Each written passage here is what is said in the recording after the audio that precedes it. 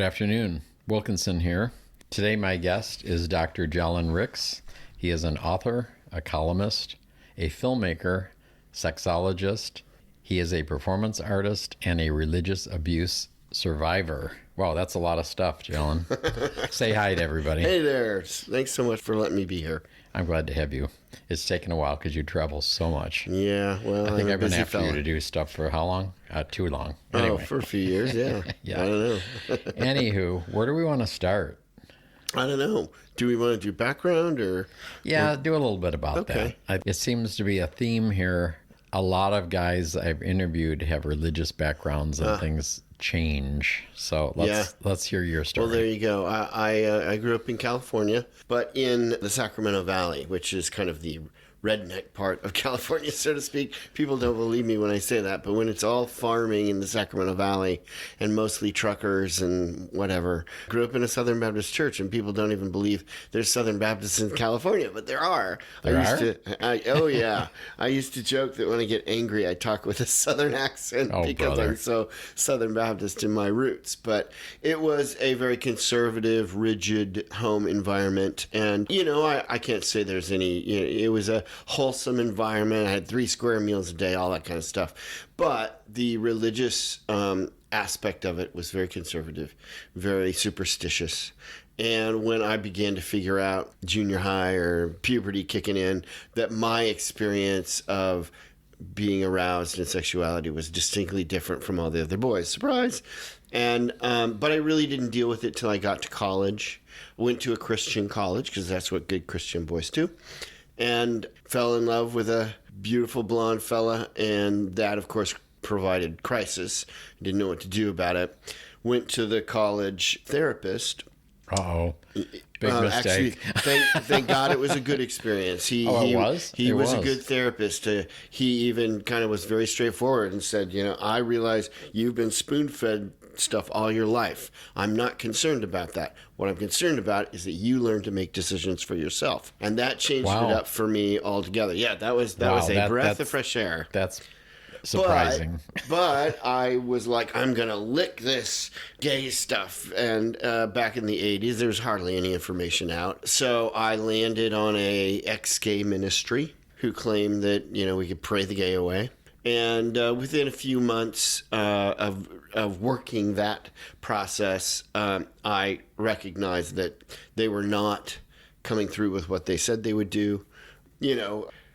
Pastor would be, the ministry leader would be up in front of a church saying, see how straight I am, give us money, here's my wife and kids, see I'm straight. And then in private, in our little prayer groups, he would say, I have to fantasize about men to please my wife. It didn't sound very straight to me. And that's a very quick, glossy overview, but it got worse and worse. And then a person in the group disappeared, and then come to find out he committed suicide. And that just kind of sobered me up. But I had been given the gift of figuring it out for myself. So I continued to consume and learn more about sexuality. And by the time I graduated from college, I had pretty much accepted myself. I had pretty much figured out that God accepts me. But, it was probably society that had a problem. I still had a problem with a lot of it in some ways. And my job was in the church. So... Wait, your job was in the church? Well, I was a singer, songwriter, music minister. Okay. And so I was traveling back then, even, that I would go around to different churches and perform and stuff like that. And I eked out a living, but the sexuality thing was still growing and changing. And when I finally came out in a big way. My first CD, when CDs were new, was called The Sacred and the Queer. And I wrote about my struggles in understanding Christianity and sexuality. And even to this day, I still get emails from strangers who said, your CD, got me through a real rough time. And that was like 25 years ago. So It felt good. But eventually, the music industry is 80% industry and 20% music. And I had to do that all myself. And so eventually I got burned out about it. And I had this growing awareness that my skills were really helpful in people understanding their own sexuality. And so I really felt, I don't know, called to understand that more. And so beginning of the 2000s, I went and got my Doctorate of Education in Sexology. And so that allows me to, I'm certified to do sex therapy, and a lot of my skills in, I don't know, to say adult tutoring is available to people if that's an aspect of it that they want to learn, and not just learn the information, but kind of learn hands-on technique. And that's my workshops do and my retreats and things like that. So it doesn't sound like you're in the ex-gay stuff for very long. It was about 8 months, and that was enough. And, you know, in many ways, my whole upbringing was ex-gay, you know, do not be that way. And some of us survivors even joke that, well, pretty much everybody has been given the bill of goods that, well, if you just try hard enough and you can behave like a straight person. Right. But as we know, that's just not the way sexuality works. So your first book is titled what? Ex-Gay No Way. Recovery from the Damaging Effects of Religious Abuse. Something like that. Yeah. I read somewhere, and I don't have any notes on it, but you said the 3 things that people should know about ex-gay ministries. Oh, yes, the 3 things. What are they? Number 1 is, well, and we should say the 3 things you should know about reparative therapy, which is the same thing, it's just different label. Okay, gotcha. But number 1, it's not therapy. There is no method that they can show. I mean, psychological organizations have asked them for years, oh, you can change people. Okay, let's see the research. Let's see how you do it. There is no therapy. It's just, you know, pray hard enough and keep it in your pants or whatever. And that is not therapy. And the other thing that it's not, or the other things you need to know, the second thing is this is wholly a religious organization. They come off looking psychotherapeutic, but I've never met an atheist ex-gay. Never once. And so don't be fooled. This is about religion, not about psychotherapy, or at least their motivation to try and change people. And then the third thing is it does great harm to tell someone you don't understand your sexuality. I'm going to impose what I think about your sexuality on you. That's abuse. Right. That if it may not be physical, but it certainly is emotional abuse, and I think it's also classified as religious abuse because they use religion to say things that it doesn't say, and to try to manipulate other people and enforce, if you don't do it our way, you're going to hell. That is abusive. Right. And so, yeah. Well, I did ex-gay stuff for years. Oh, really? Not because I was gay, but because I had same-sex attraction. Right. And I remember going to that first meeting, and I actually cried at the meeting, not because I found the answer, but because I was hearing the stories of other guys that were struggling with the same thing that I was struggling with. Right. And finally to know that I wasn't alone was really that's what touched me in that at that point. But they never, of course it doesn't work. Right. You know, you're not going to change who you are. That's really one of the big hooks that they get people, because they're, people discover they're in the church and they discover that they have these feelings and they feel like they're the only person. And, it's a little easier now with the internet because you can just go online and go, oh, I'm not the only person. But back then we had none of that. So then you enter into this place and you're all scared, and then you realize, oh, I'm not alone. And that really sells a lot of people on this basically cult-like environment to really sell themselves to that so that they can, hopefully reap what they're promising. But no one really ever does. Well, and they feel like they belong to something, so that's helpful. Yeah, and certainly they can make you look as if you're not gay, right? Literally some of their therapy is, oh, let's get the guys out and play baseball with them because, they've just been sissy boys. They just don't know how to man it up. Or, oh, those poor lesbians, let's give them a makeover, right? and I think it sounds And they say, silly. do I have to give up my truck? Right, Yeah. exactly. Not to be stereotyping. Right, right. But when they realize they can't really change what's inside, then they drop back and kind of change the outward appearance. But it doesn't really change their sexuality. Right. Yeah. I remember after being in the formal ex-gay stuff, I was in a support group. This guy started it up near Seattle. And it was really interesting. And me being the kind of upfront New Yorker, I went for a while and then I said, hey, this is what's going on, and you should take a look at this. Because what was happening is we had all ages of guys there, so we'd have a new guy come in. Oh, yeah. And if the new guy happened to be young and really cute, the leader would be having coffee and spending time with him, stuff like that. But somebody else came that was maybe a little bit older, a little bit more average, and no coffee for that guy. Right. Right. And it's like, come on, what's going on here? Yeah. Yeah. But it was a absolute pattern. I was in the group probably for over a year, and I just saw it over and over and over. A lot of the guys, looking back at that, people in my church, guys in the groups, guys in the support group, later they all came out. Yep. Because you can't change. Yeah. Yeah. I mean, it is, the hardest part is being your authentic self and learning who you are and accepting that. Yeah. And there for a long while, as I came out, I was part of an organization that would kind of help, that was countering the ex-gay stuff. We were part of the early stuff. BeyondXGay.com is what it was called. And Is that still around?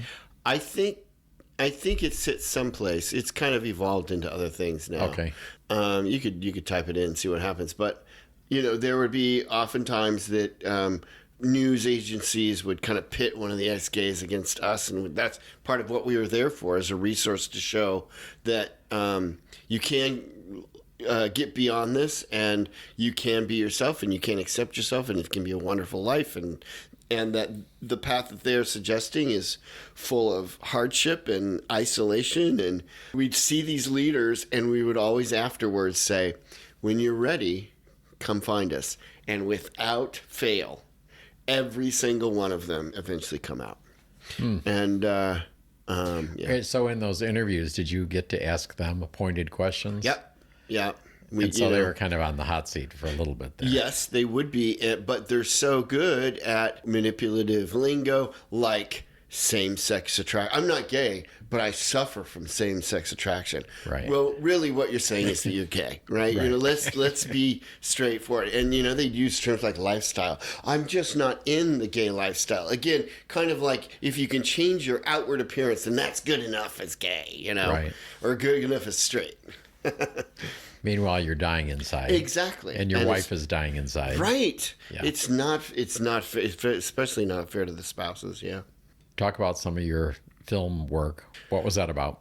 Yeah, my dissertation in graduate school had me focusing and doing research on an event that happened in the 1960s, a couple of years before Stonewall, happened in San Francisco, in which some really cool, 60s hip pastors were seeing the oppression that was happening to the gay community, and they wanted to do something about it. They didn't really understand sexuality or gayness, but they could see that gay people were getting the crap beat out of them, and they wanted to stop that. So they decided to kind of, it was a half party, half kind of police trap, in that, or a trap for the police, in that they wanted to have a public dance party for gays and lesbians to show up and have a good time. They went to, no alcohol, no nothing. They went to the police department. They said, this is what we're doing. We don't want you to, will you agree not to show up? And the police, oh, yes, we won't show up. And lo and behold, the night of the dance, police showed up in force. They were ready to arrest people. They were going in and out of the dance floor, trying to find something wrong without any kind of permit or reason why they did it. They finally started arresting people and arrested some of the pastors even. These were straight pastors? Straight pastors, yeah. Really? It was amazing. And it was one of the first times that all these different groups, they went to different gay groups that were just budding. This is 65. And it was the first time they all came together as one. And they saw the power that they could have. And eventually, the pastors the next day had a big press conference and lambasted the police. They took it to court, and the judge immediately threw it out as illegal, punishing the police department. And it was a real kind of changing of the tide. It didn't solve everything, of course, right. But it was the first time that any court or anything was ruling in the favor of this marginalized minority, and it really helped to stop a good amount of the abuse that the police department was doing. Not all, of course. It's right. The 60s. Well, what was their justification? What do they say they were doing? Just because they were gay? Yeah. The cops. Basically. Yeah. Well, they really didn't have a reason. And they were even taking pictures and things like that. And basically all of that was illegal because they had no reason on the law books that they could do this or not. They tried to make the case that there was laws saying that you can't dance together in a public place, but this was a private party.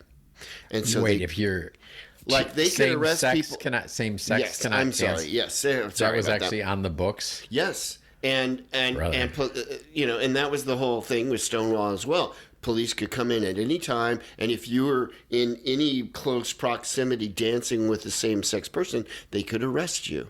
But they couldn't access a private party. A private party was different. And yet they did it. And that's what got them. So it was a real. It's too bad. It was a real important story, especially for San Francisco. And so I feel very honored that I had been told this story. I was curious about it. It sounds like a great story. Why doesn't people know about this? Right. And well, all I think about is Stonewall, right? Yeah. And so I feel very honored that I was able to kind of pull together. I started just by researching the event, but then I had recorded the people that were actually there at the event. Cool. And I was like, I should just make a documentary out of this. So. And did you get photos? There's very, very few photos. The police department, they took photos and film, but we can't find. We've never been able to find. Well, any they of probably deep sixed that. Yeah, and evidently in the 60s, the San Francisco Police Department was pretty crooked, and at some point they realized that and they dumped everything. So there's no evidence, which is too bad. Wow. Yeah, but there's probably like 8 pictures that I was able to get from a old gay newsletter that had come out, and they had just a few pictures in there, mimeograph pictures. Oh, wow. That's about all I could do. But to have, I was able to interview about a dozen people that were actually there at the event, and they're all characters. So I was like, this is gonna be great, to have a documentary with these hilarious people.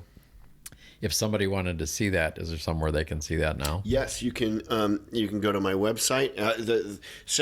And we'll give the links to all that in the episode notes. Okay, great. Yeah, you can also see it on YouTube. At this point, we've just put it up to the public, so anybody can see it. Okay. One of the laws was under lewd and lascivious behavior, so we called the documentary "Lewd and Lascivious." So, did you put quotes on that? Wow. So you're a performance artist. Yeah. I as a musician, so I was already up on stage a lot. And I just feel that format, storytelling, can be really powerful. And I have stories to tell. I bet you do.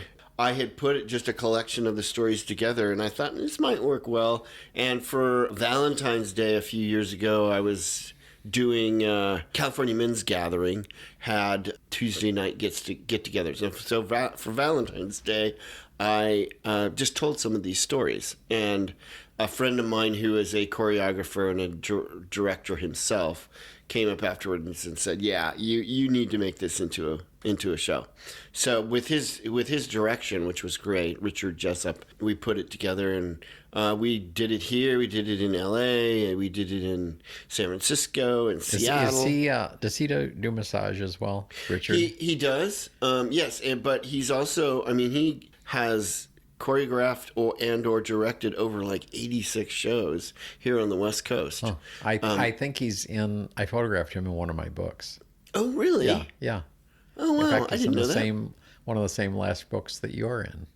Serious? I'll show it to you when we're done here. Oh, yeah, is it the one with... the mask book, yeah. The mask book, yes. I Photographing think I guys saw with him, masks. yeah. Of course, he'll be hidden because he has a mask on. Yeah, but yeah. I'm pretty sure that's him. If I not, I'll think have to you're cut right. all this out of here. But all right, and they also can access that on your website, correct? Yes. Yeah, all of it's there.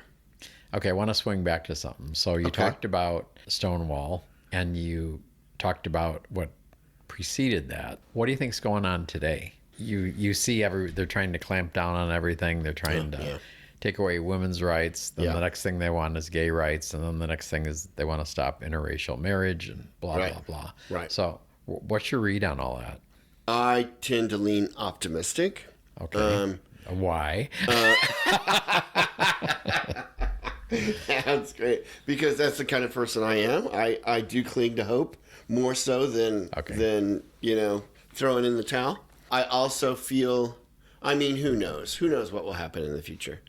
But at some point, I mean, you can't undo 50 to 70 years of history and what's happened in progress. So at some point, they're going to push past the breaking point, and there's going to be a problem here, I think. Right. Yes. No, I have every confidence that this stuff is coming to a head. That's no doubt. But we also know that revolutions are not just a summer of love, or the Industrial Revolution just didn't happen when they made a printing press, or that's probably not quite accurate, but it takes years and decades, and it is a back and forth. I kind of like say it's like waves. We get close and then we kind of backtrack. We get closer, we get a little farther, we get a little farther. And at least when it comes to sexuality, yes, there was a huge sexual revolution in the 70s, but there was one in the 20s too, before in Germany, before Hitler took over. Wait, they had sex back in the 20s? How do you think we got here? Oh yeah, okay. And I see today with the internet another enormous sexual revolution. We may not be talking about it in public discourse, but we're all online, or huge numbers of people are online advancing the health of their sexuality. So I feel like in general we are moving in the right direction. Yes, there is a few very mostly old and conservative people who are using the system to try to get what they want. But I don't think, as they die off and more people recognize that everybody is diverse, everybody has a voice, everybody is human, I think we are moving in the right direction, at least in my opinion. Hope so. Well, I guess I'm going to thank you for coming over then. Okay. We will put all of your information. Well, your website will basically connect to everything. Yeah, right? that's fine. That's fine. Yeah. Okay. So we'll put that in, and you can give me a little bio, and we'll put that on there. And all right. if they go to your website, they'll see the whole picture. Right. Yeah. Just like to say, I live to help people have a healthier and more robust sexual being in them. And I do that in any number of ways, with retreats, workshops, and one-on-one consultations. I know you travel a lot, but are you sticking to Palm Springs, or where do you go? I've been in Palm Springs for over a decade now, and that's always home base.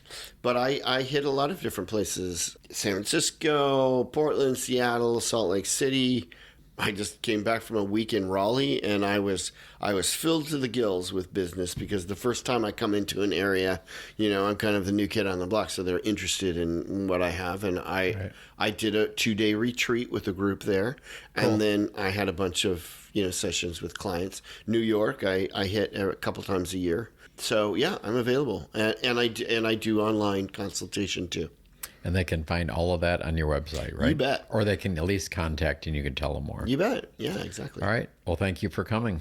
Sure. Great to have me. Thank you so much, Wilkinson. Finally, we made it happen. Yay. All right. Bye-bye. Bye.